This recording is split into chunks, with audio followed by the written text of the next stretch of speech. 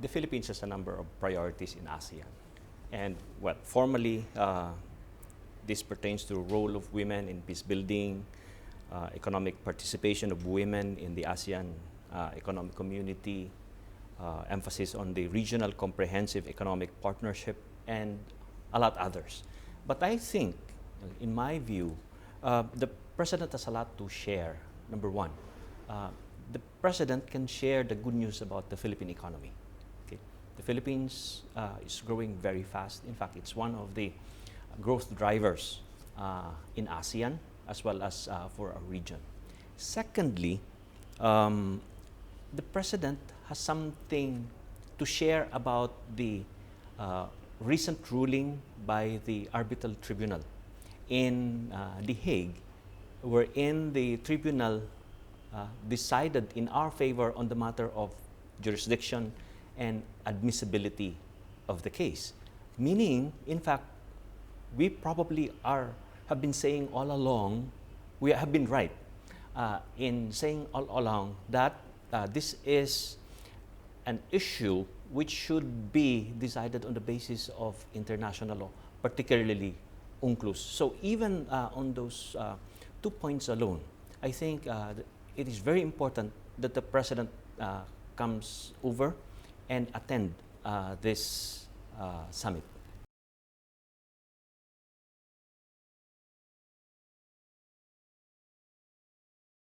The Philippines is one of the 5 original members of ASEAN.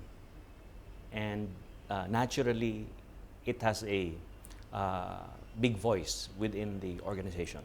Also, in terms of population by itself, we are the second biggest in ASEAN. We're 100 million, only next to Indonesia, which has over 200 million. And between us and the Indonesians, we probably are about half of all the ASEAN. So the Philippines has a lot to say, has a big voice, in fact, within ASEAN. And as I mentioned, we have a lot to share. Now, on the matter of this recent favorable ruling of the International Tribunal in The Hague, I think the President will be listened very attentively by his colleagues within ASEAN, because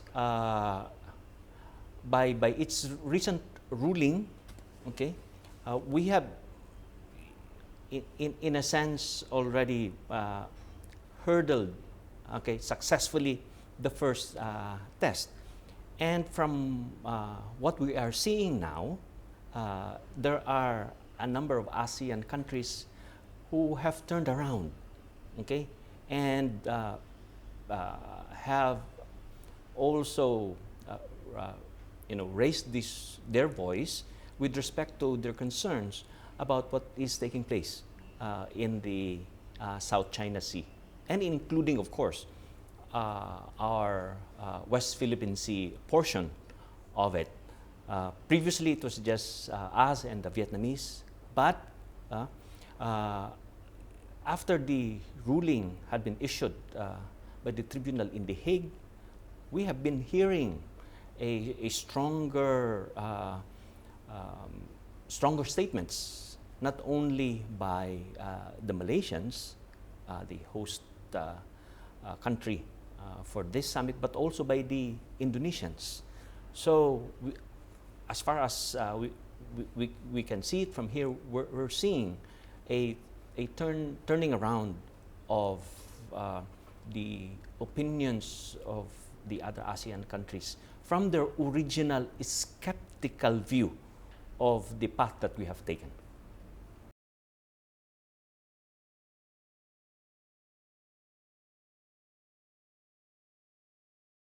There are people who are saying that a lot of sectors would be benefited, while there would be a lot of adjustments to be taken into account with respect to the other sectors which may be adversely affected by the integration.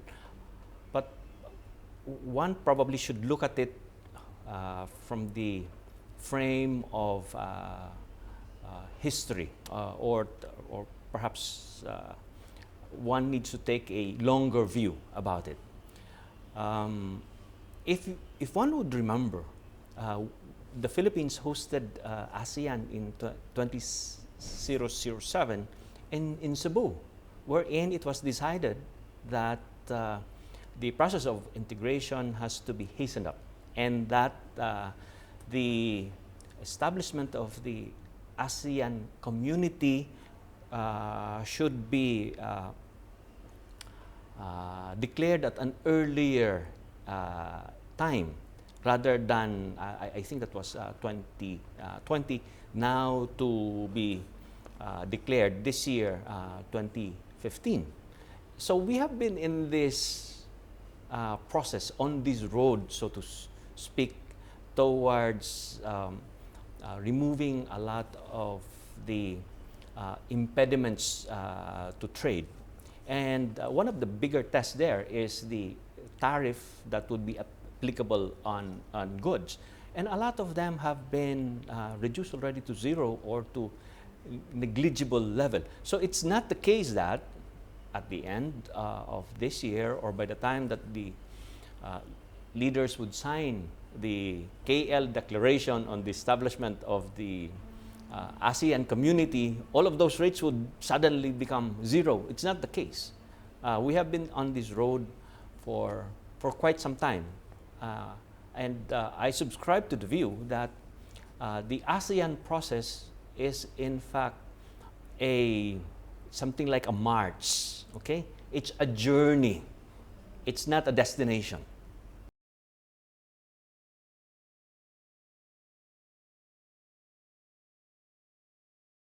The leaders are looking at signing two vital documents, and one is the KL Declaration on the establishment of the ASEAN community. The other one is on the KL Declaration on the ASEAN 2015, Forging Ahead Together. And this document lays out the post-2015 vision. So it would serve as the blueprint for the next 10 years. I think that is, what is in fact the essence of this whole project. It's the ASEAN community coming together and deciding what are we to do next, okay? And moving on as one. And when we do this, okay, continue on the process of consultations, of trying to understand each other, I think we're in fact developing the habit of mutual accommodation and mutual help, okay? Because at the end of the day, what we would like to see is a strong ASEAN which acts as one.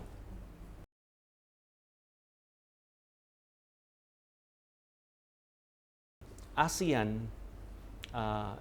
is the regional organization for Southeast Asia, and it was founded in 1967 by 5 countries, including the Philippines.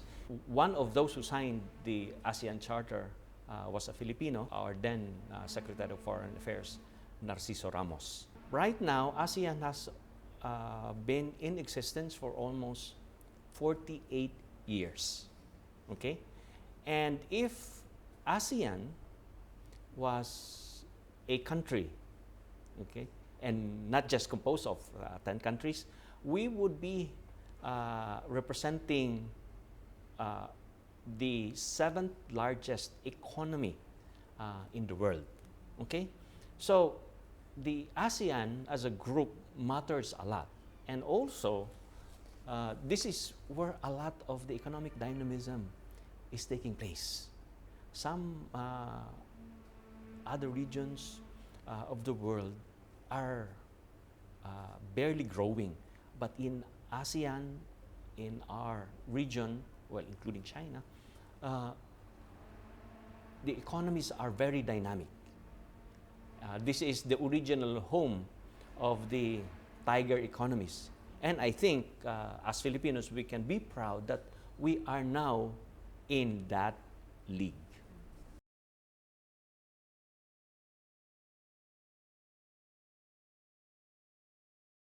Malaysia is a close door neighbor, and it is a partner of the Philippines in ASEAN. We, the Philippines, value our relations with Malaysia and look at it as a close friend. And I'm happy to note, as ambassador here, that in fact there has been a strengthening and enhancement of bilateral relations in the last few years. Because if one would remember, President Aquino visited Malaysia in February last year. In turn, Prime Minister Najib visited Manila twice, one in 2013 and also another one middle of last year. So what we see is a fairly regular exchange of visits. And I think what is significant is President Aquino visited Malaysia last year on a bilateral basis.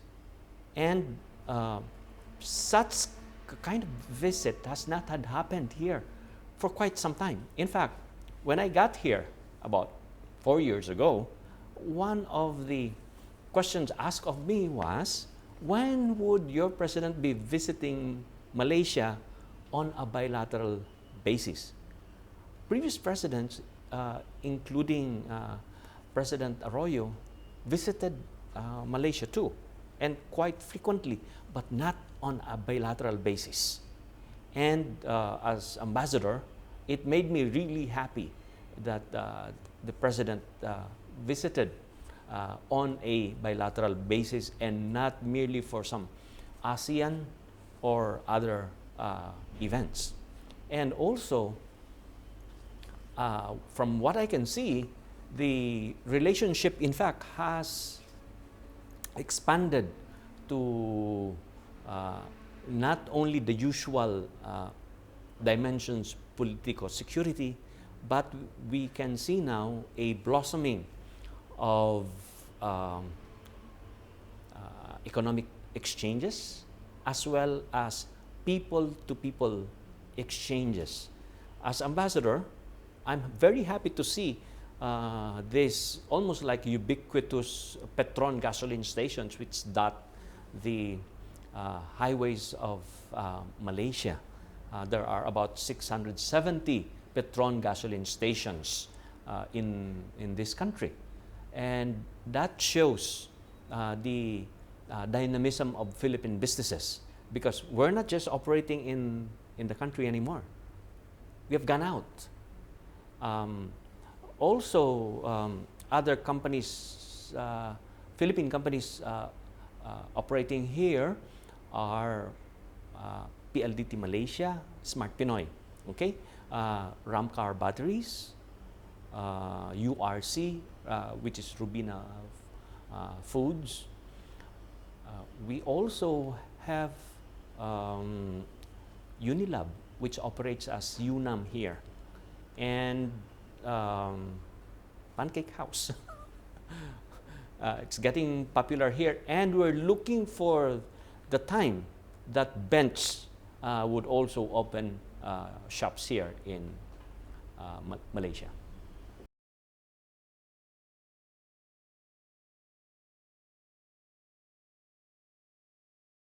We have been actively engaged in organizing business seminars, participating in trade shows, as well as in tourism fairs. And one thing, in fact, that we have done almost unorthodoxly was to organize a group of tourists from Malaysia to go and visit Cebu and Bohol, which we did in May of this year. And this group comprised of about 120 Malaysian tourists. And they all paid for it. This was not a junket. They stayed there for 4 days and 3 nights. And it is called the Ambassador's Tour of the Philippines Part 2, because this is the second time we did it. And Ambassador's Tour because I went along and served as their tour guide. Now, I think what was unique here was that we had, in fact, half of the participants were Muslim Malaysians. Okay? So we had to make sure that their requirements were met in terms of halal food and to the extent possible, their access to prayer places in those sites. And we were able to do it. That just goes to show that we are not only, that our tourist sites are not only ready for the regular tourists, but we are also in fact ready for Muslim tourists.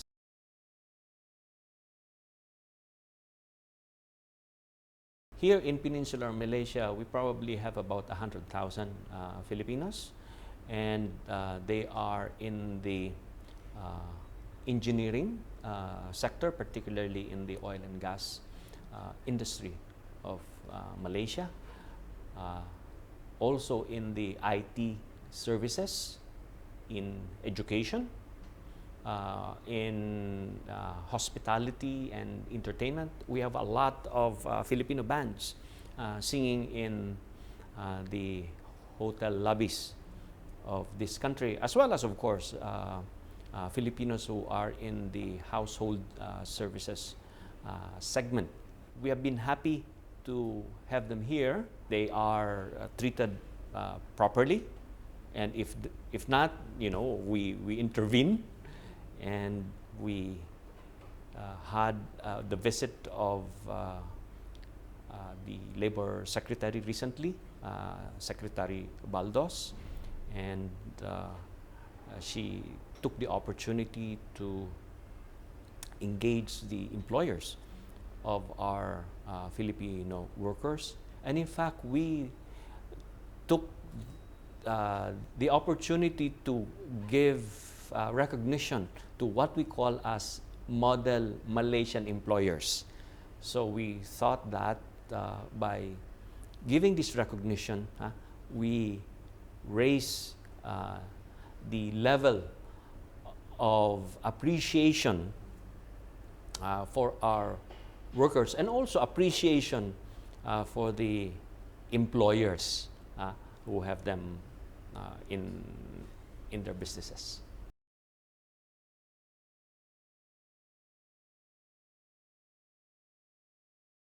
Very significant, I think, because they comprise a big number. And in fact, it's very surprising to note that Filipinos have been in the Malaysian oil and gas industry for quite some time, and very quietly. We have Filipino engineers there. We have architects and a lot of skilled workers, particularly in that sector, and also in IT services.